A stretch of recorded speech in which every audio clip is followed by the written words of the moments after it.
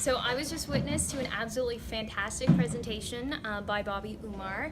The topic was how to give powerful presentations, and it was fantastic because the presentation itself was amazing, and if he's telling you skills on how to be a fantastic presenter, it was a lived experience. You really saw what he was, the tips of the trade that he was laying out there. So that was great. The audience was a challenging audience. It was a group of about 100 lawyers across Canada. It was both live in Toronto with about 50 people and also streamed all across Canada in about 5 different offices. The presentation touched upon a variety of tips.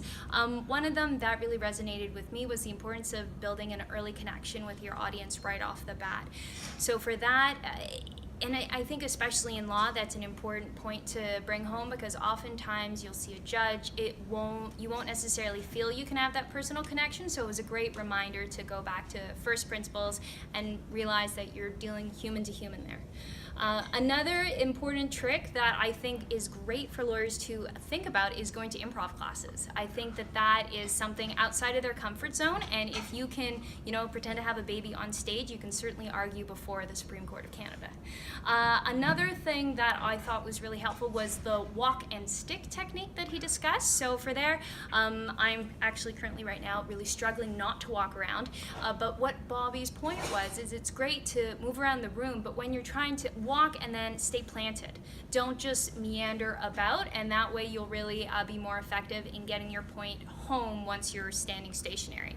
And then last of all, and probably most importantly, which Bobby has in spades, is passion.